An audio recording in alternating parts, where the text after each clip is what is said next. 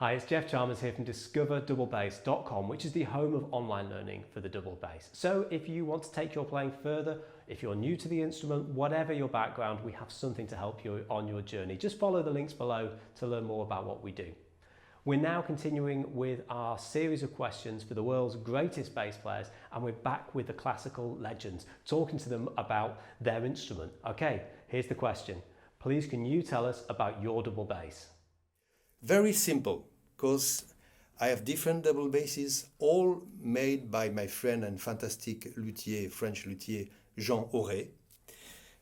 This one is called the Fly Auret. It's a 5-string bass with a CI that I always play 5-string bass with CI for now many years.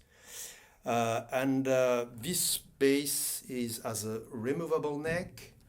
So you can, of course, travel easier, and you can, of course, unmount the instrument and keep just a small flight case. So it's very helpful to with air companies.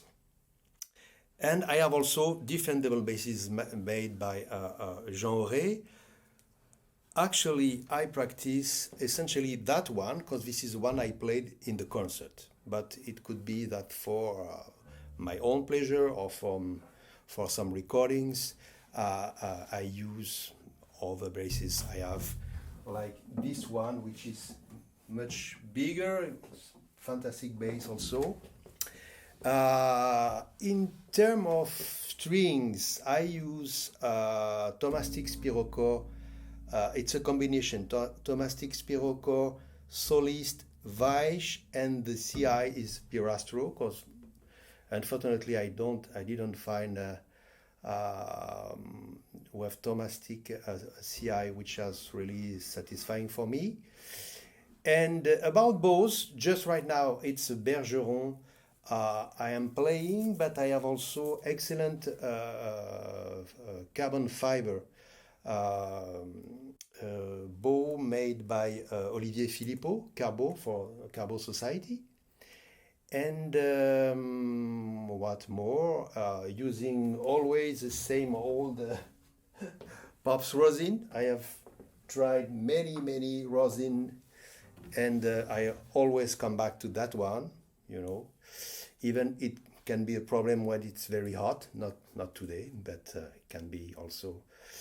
And what more? What else?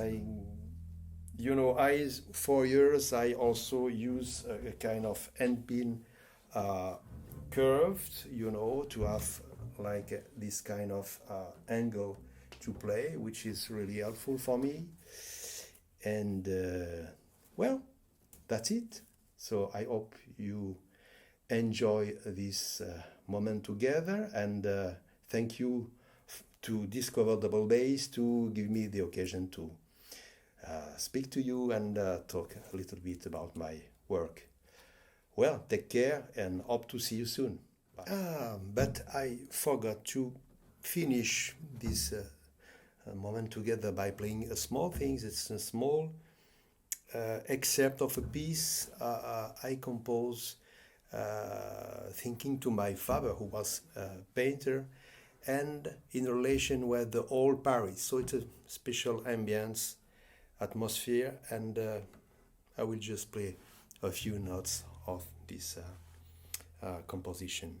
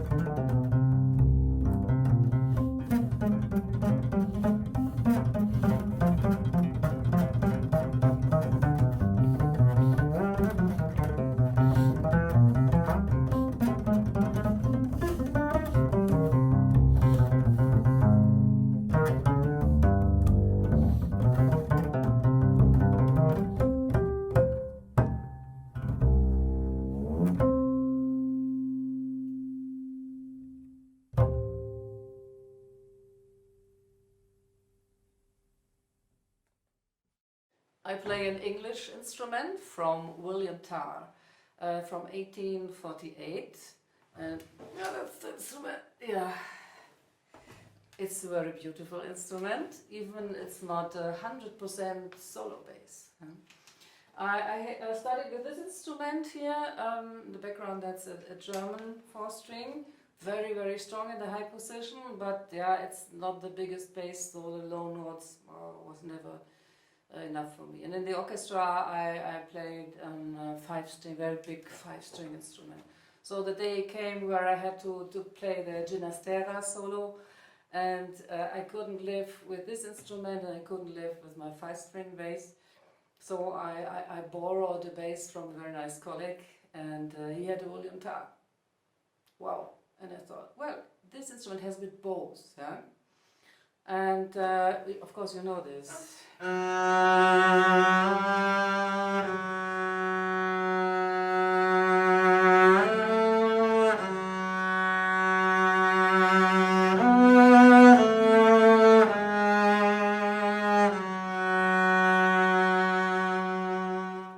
Because of the next note. Because of this, I needed another bass. So, and okay, this was William Tarr, and then I called luthier and I said, oh, can't you find a William Tarr bass for me? And he was joking, but yeah. And string length, I said, well, 103 centimeters, really perfect. And he said, okay, and we were laughing a bit, but 3 months later he called me, and he had, I don't know from where, 3 William Tarr basses in his shop, and I went there and I found Willie. So I play this instrument now for nearly 20 years. So sometimes I use also this when I have really very high things with my DJ on this new CD. I also play this instrument, but well, that's my all-round beloved instrument. The story of my bass. Oh, I have many stories, and this is very interesting for you. When I have my first bass, she was very, very bad. Because I was young and I didn't know how to play, so my brothers say to me that it's very good for you. And one day I asked him to buy me another one because I cannot play on it, and he don't want to do that because it costs money. So I throw it by the window. I broke it, and finally I have a good bass. A good bass, because if I stay with playing with the other one, I don't think that I will be now a good bass player. So I suggest that everybody must have from the beginning a very good material, instrument and bow. So, and one day they stole my bass when I was later. They stole my bass, and I found the name of this bass, the name of the maker of this bass, luthier. His name is Kenwell. When I buy it, I don't change nothing on it. But who buy this bass hating this one because he passed many competition on, and he lose all the competition with this bass. So he was hating it. One day, when they stole my bass, I asked all my colleagues who can have a bass to sell, to sell from. So he say, if you like this bass, I hate her. You can buy it. I buy it, and I discover a miracle on it because the maker set up like she is now, and the fingerboard is flat, and I say I must took it to the maker to make it round. After a while I say, why I must do that? Because I was doing this And I found out that it's fantastic to have it flat. Watch why. The movement of my hand, it's what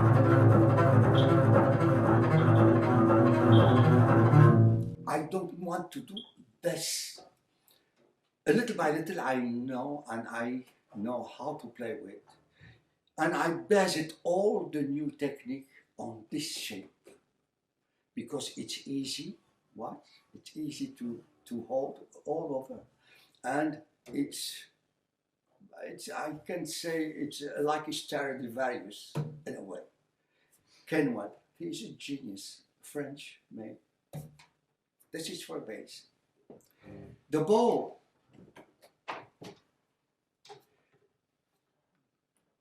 This is my first bow.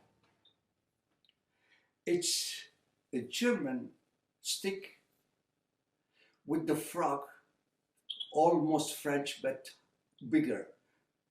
You can play it in German way. But they said to me when I was young, I didn't know that they have two-way like this and like that.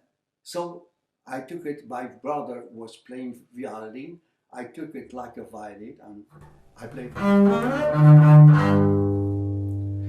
When I came to Paris, and I buy many bows. Each bow is different. Each bow have different sound. It depends of the bass. It depends of the string, if it's fat or not. It depends of many things. If it's humid, it change. If it's dry, it change. If you are air conditioned, it change. So I begin to have 2, 4, 3, 4. Now I have 20. But I always bring with me 4 different bows. When I arrive to the concert, I try one, I try the other. Up one, it worked perfectly, I play with. So my favorite bow, I use DaXun, I use La Pierre, I have the all, Auchard, and finally I begin to ask a new bow maker. I begin with Grimberger, and after Grimberger I buy Boris bow and Gilles Duo bow. This is the last duo bow.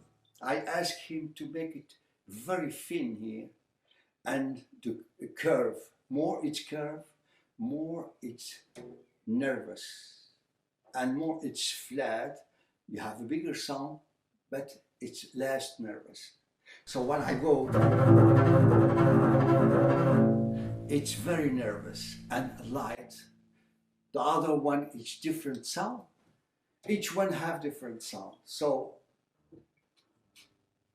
Boris, Fritz, Duo, it's the last one that I have. I have each one, I order many, and my pupil, oh, I like this bow, so I say, took it and pay him, I have another bow, and this is the last one.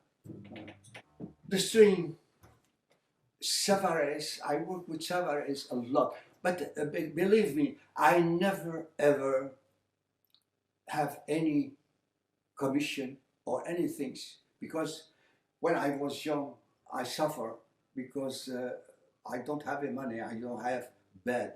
So I decide to have the best bass for everybody, the best. And I work with Savares Corelli to make a set medium.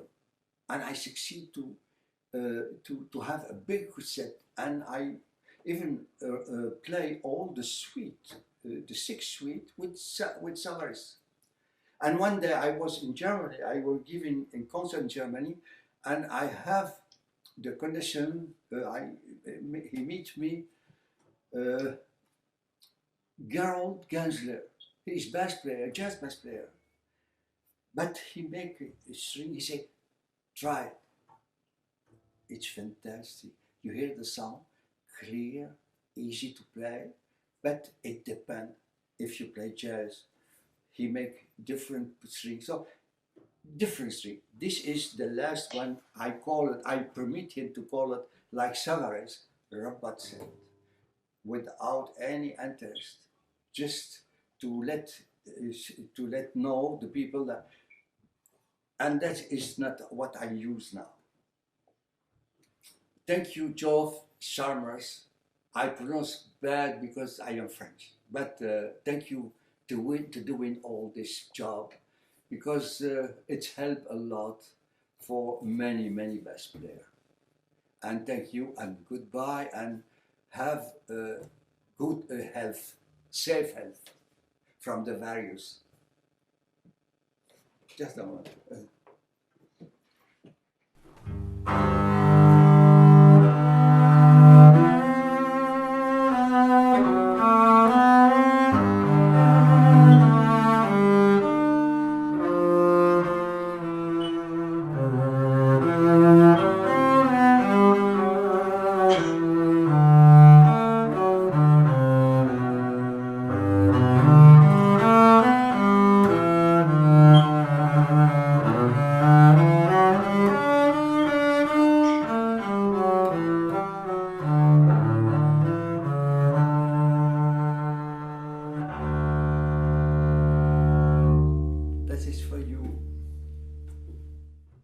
My double bass, actually, I could say that my double basses, I have several that I'm using, and I'm also using several bows. They are actually very, they have been chosen in amount of time by the same criteria. So I wanted to have instruments that are just behaving optimal way in certain frequencies. So let's say in the high register. So I've got one that sounds great in the high register, and I have some other ones that sound great in upper middle register, and another one sounds great in the lower middle register, and at the bottom of the pyramid is the 5-string bass that sounds amazing in the lowest register, but at the same time isn't so usable anymore so well for the highest register and solo playing. Likewise is for my best instrument that is done for the highest register. It is not usable very well for the low register, so I would never choose it to play in the orchestra or chamber music. And both those instruments which are at the top and of the bottom of this pyramid have been done by a wonderful Scottish double bass maker, Derek High, who lives and works in the south of Germany in a city called Reutlingen. And he is a marvelous maker, and he was just capable to make for me instruments for just the absolutely highest imaginable quality level and sound color. And for this middle register, I have there are two instruments, old instruments that I'm using. Both are older than 200 years, and it has been it is very difficult to find really beautiful, fantastic sounding old instruments, and in amount of time it happened just twice when I wasn't even searching that somebody told me, look, I've got something here very special, would you like to have a look or to try it? And this one is really sounding like butter and honey, and one can find it on one or other of my older YouTube recordings or even the newest ones, and the other instrument is just the same. One was made by a well-known Mittenwald maker, and another one by one very well-known old Czech maker. And my bows were also structured the same way. Actually, they are all new built. It happened by the time since I've tried first time in my life by a modern bow maker. It is a Czech maker called Milan Obrecht.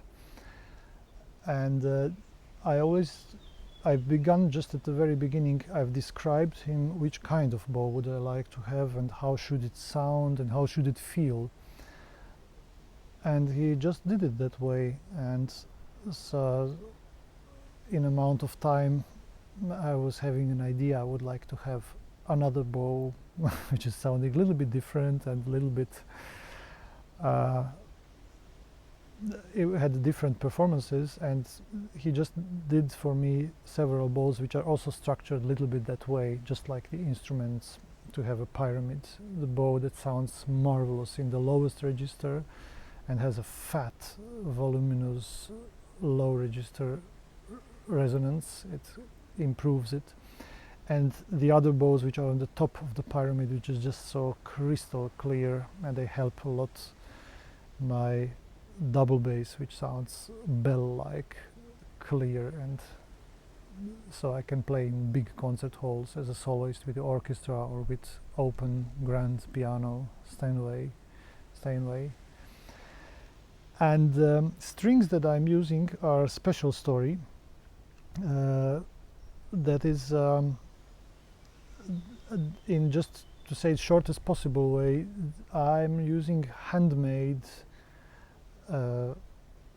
strings made of, their core is made of natural materials. So most of the time it's a gut strings, but now recently the latest is that the core is done with natural silk.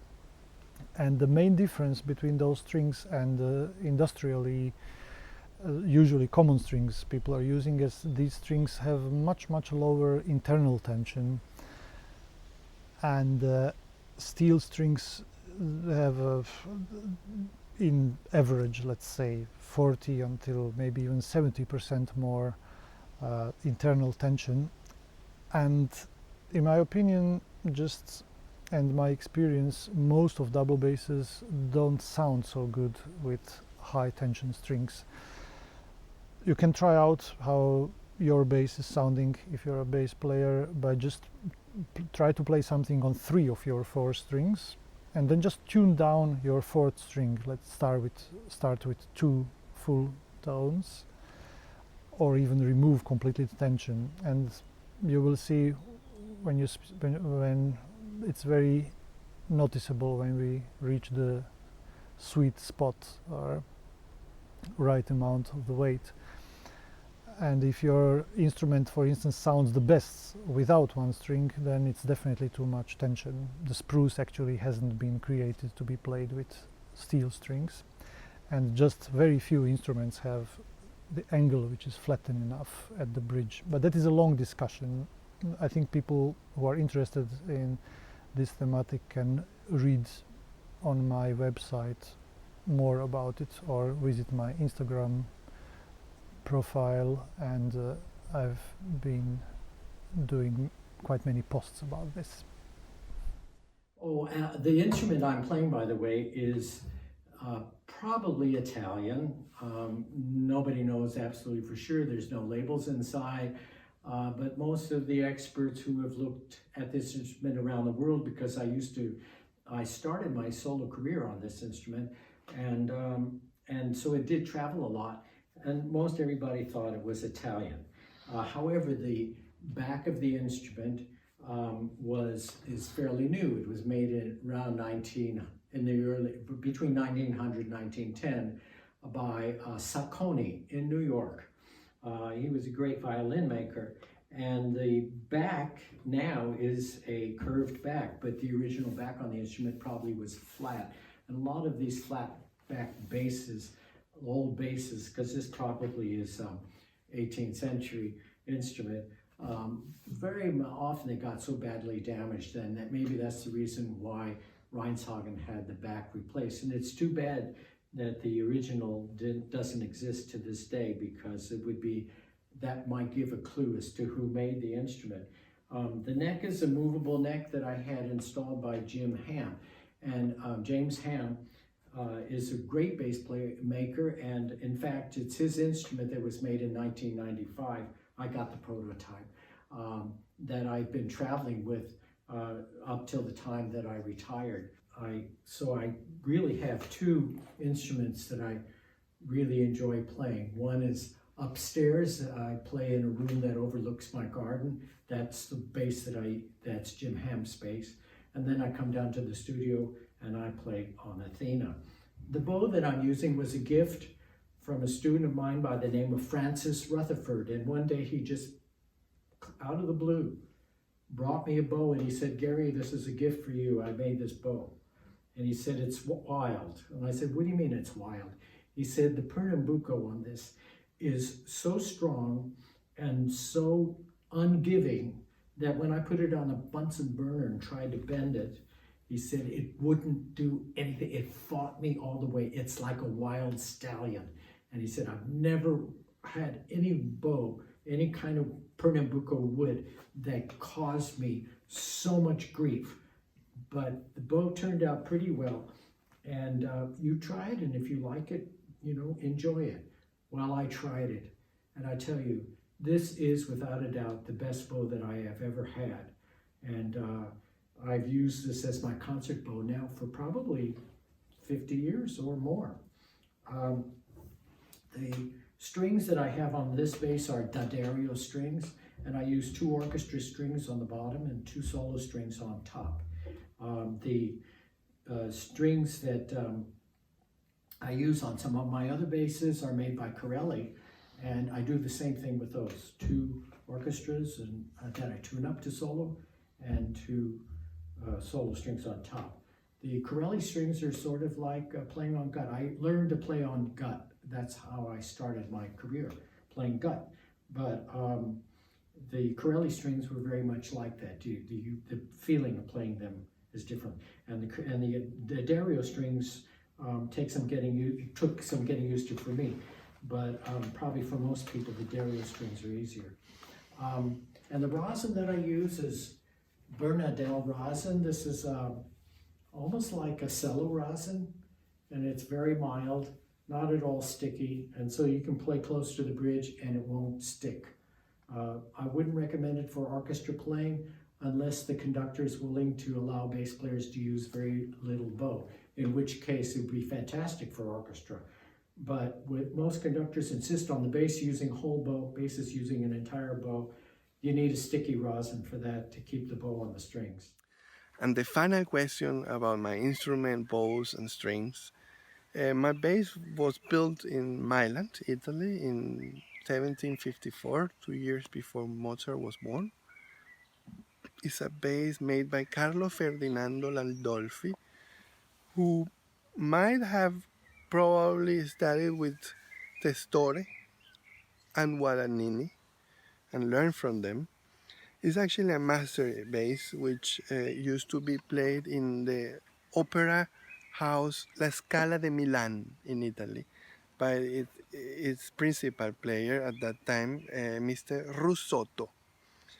And Mr. Russotto, when he was retired and pensioned in his orchestra, he retired and the bass remained in the basement for 18 years. So the bass was very much eaten by worm, but still very, very good shape and not many cracks.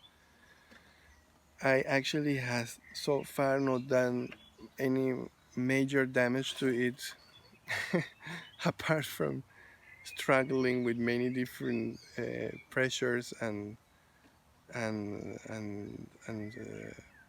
tunings, which I think has improved its natural resonance talent, because it has an incredible resonation. It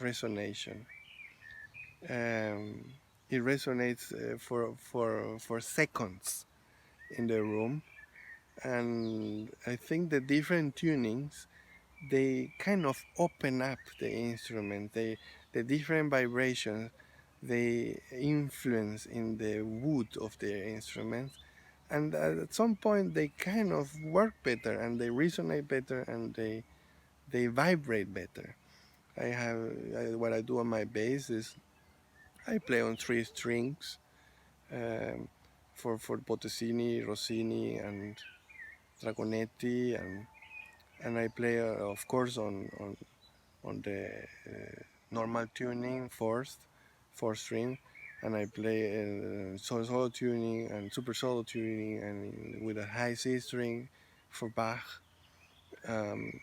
Also inspired that Bach needed a higher fifth string for the sixth suite, and yeah, there you go. That instrument has also to match the strings. You cannot take one set of string for all the instruments.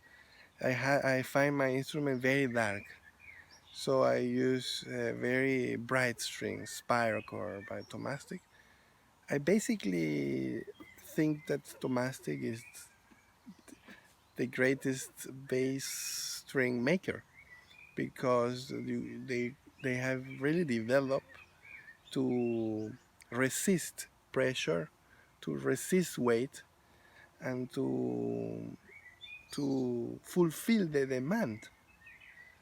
You know, when I play, I demand a lot from my instrument, and I have very bad experience with Pirastro, because they're very noisy. The start of each note is not clear. It's always with a noise combined, and as soon as I press more or I give more weight, in any case, the intonation goes up, the intonation raises, and it's frustrating to study double stop with that, because you are never in tune. So basically you're always out of tune. So all of my colleagues who play in tune with Pirastro string, I admire them, and I have them all in my wall with their photograph. And sometimes I put candles to them when I feel desperate. And in the orchestra I play bel canto strings, because they're actually incredible on any bass, and they're really beautiful and round and warm and dark and fulfilling, actually. And for the bows, I have when I play Rossini, Schubert, chamber music, and Dragonetti, I play, of course, a bow which was built for Dragonetti by John Dott, who was the most prominent bow maker of England around 1820. And then for the period music, I play a copy of period bow hammerhead model made by Tilman Mutesius in Potsdam, Germany, and the owner is Dan Roberts in Germany, and he the owner actually likes better the copy than the original. And for Baroque music, I play a Baroque bow also made by Tilman Mutesius in Potsdam, and in the orchestra I play a Frechner bow. And what else? And well, sometimes for modern music I play a fiber carbon bow, and I have a great time learning from the bows. The bows tells you how it should sound like, and once you know how it should sound like, you can do it with any bow. It's incredible. So those have been my latest teacher, the bows, and all those previous bows, they were very agile on the top, on the tip, and the frog was actually quite a dumb place, you know, not so smart. And especially on the Dragonetti bow, I can play staccato like violinists, especially on the dumb bow.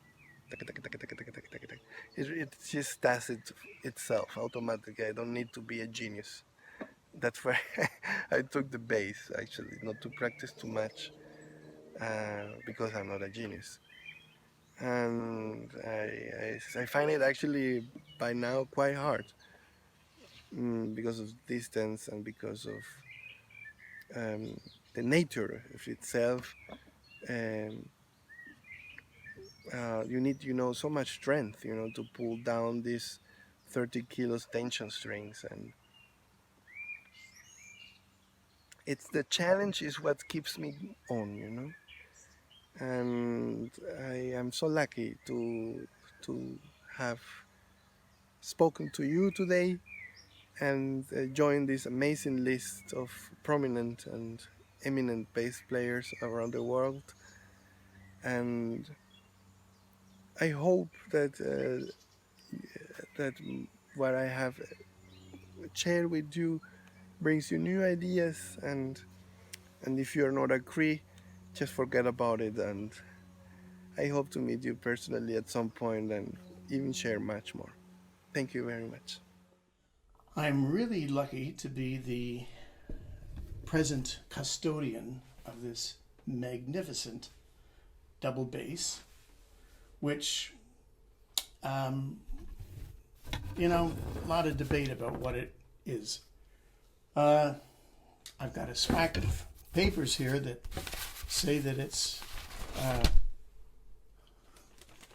the papers that say that it's more or less from the Maggini family in Brescia, Italy, in the 17th century. Some of these things go back to like 1912. There's one from Rost of London, but it's a fantastic instrument. It's whatever it is. It's actually incredible. I'm really lucky to be looking after it for these years. I have had it since '91. I do all my solos on it. I've done all my recordings on it. I play in orchestra on it. I do really everything, and it's got a lot of sound, a lot of projection. It's not the easiest to play with these corners. If I was actually standing up to play it, I don't think I could. I think you got to sit down to play it. But it's got this incredible arching on the back. I don't know if you can see that, but it's actually, this is Brescian arching. It's very, very deep here. It's got beautiful things like this like sea dragon or something. Actually, some people might like this. They see that. I say that that's Eddie. That's Dragon Eddie. Get it? Dragon Eddie. And these sorts of things, you see that they weren't too concerned with symmetry. And this cute little bevel here. And then the purfling, it's not like two rows like you normally see on a typical Maggini, but it's actually so many plies of rows of ebony in here. Down here you can count it, and it's like 9 or 1, 2. I can't count it. Someone counted it. It's like 9 plies of purfling.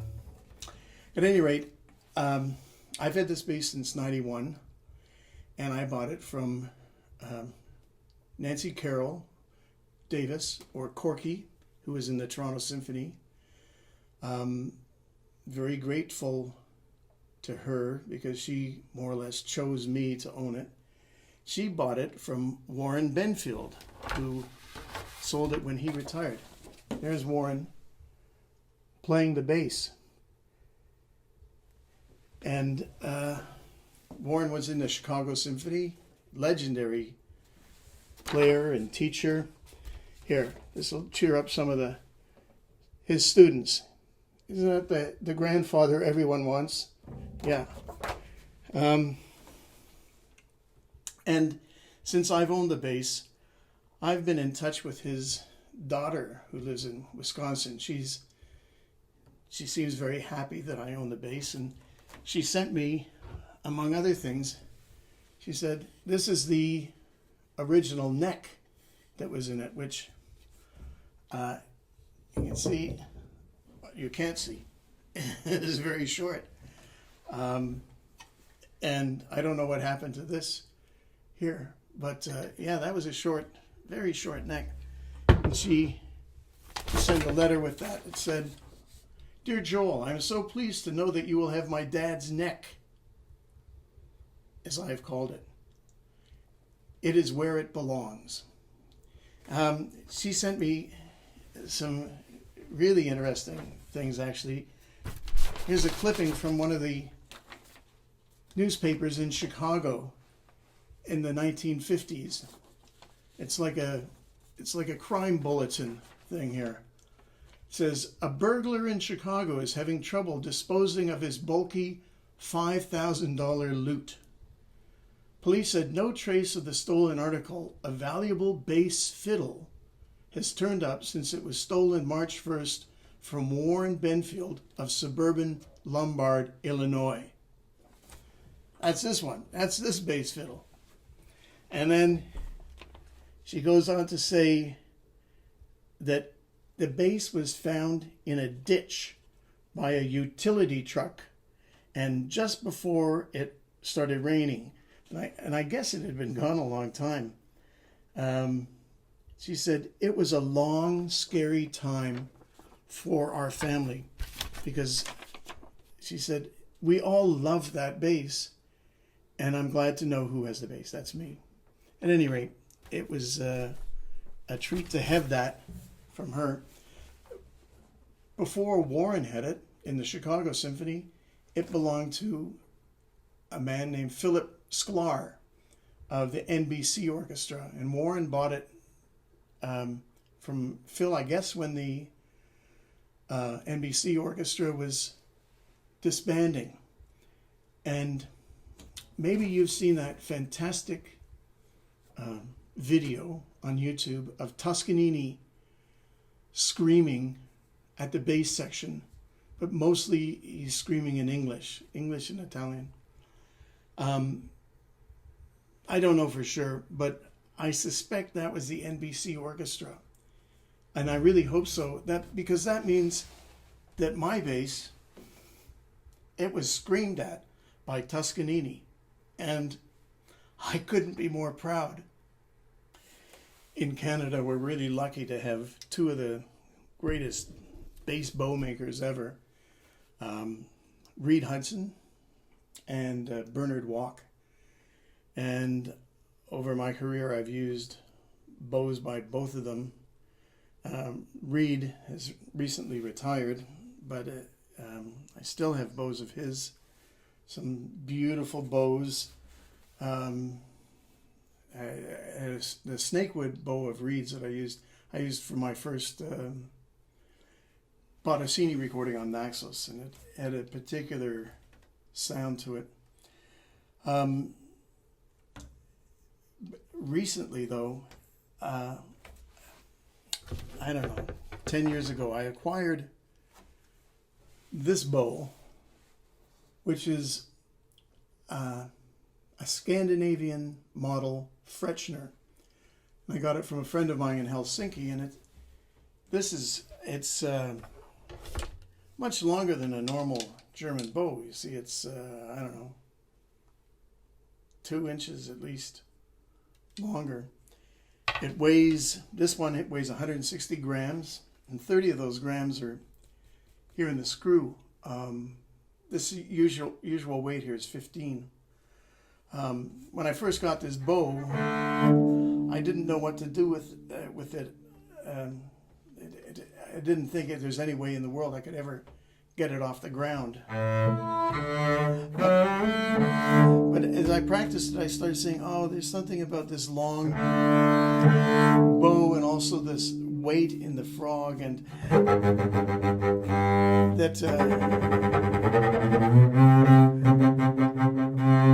it made it so I could, it sort of drove the bouncing point more into the frog.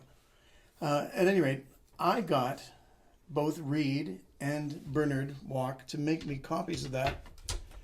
Reed made me this beautiful, I don't know if you can see that, snakewood model.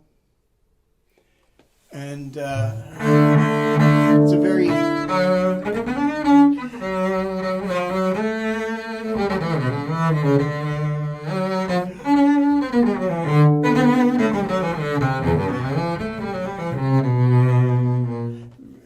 very direct sort of sound. It could use some rosin, actually. And Bernard made me this bow, which is like my favorite all-time bow. This one weighs about 169 grams. I guess it got away on him. There's 30 grams here, although it's not aluminum, it's loaded, I think, with tungsten. And I don't think I've ever compared to see which is longer, or if they're the same length, or what's going on. I'll just take a moment to do that. Let's see. They are the same. They are the same length. At any rate, this bow of Bernard's just lies into the string. Plus,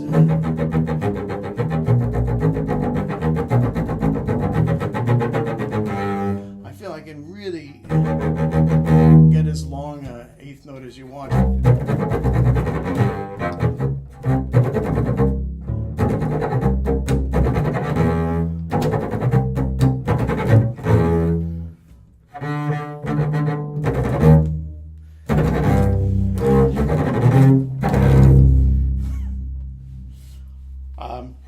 But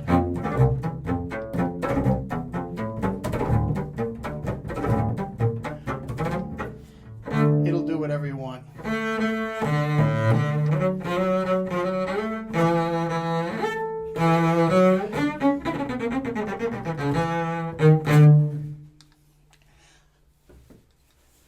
Thank you, Bernard. I use different basses, an old one and two new ones, depending on the repertoire. And I'm using the Pirastro permanent strings. And I play the Döling and Frechner bows. Thank you very much. My bass is a modern bass from Richard Gonon. It's a French maker. I met him in the 2014 Bass 2014 in Amsterdam. This big festival of double bass.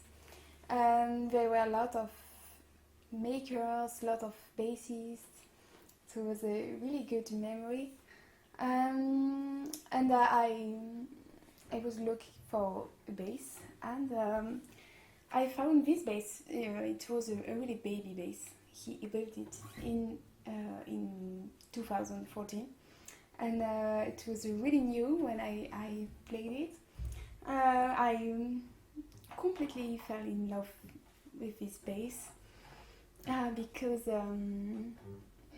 it's the sound is like I love this, the sound of bass, really warm and soft, and this bass has so a really good advantage for me. It's a small bass, not so small actually, but there's this shape. I don't know if you can see that, this shape in the back, who is easily for short people, a bit like me, and I can go in the high of instrument really easy. So that's really good. And second thing I love in this bass, it's that the sound is really homogeneous. I don't know if this word exists in English, but when I play across the string, the sound is always the same. If I show you in scale.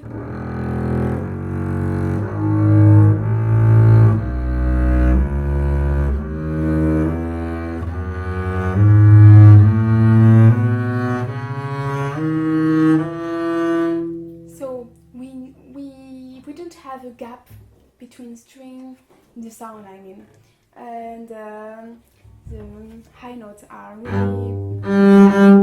really beautiful, really soft. And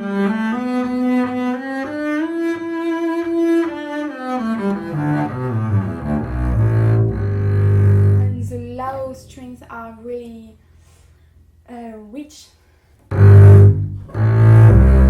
I don't know if it exists. if it does exist. I'm not sure, but it's really, full. The sound is really full. That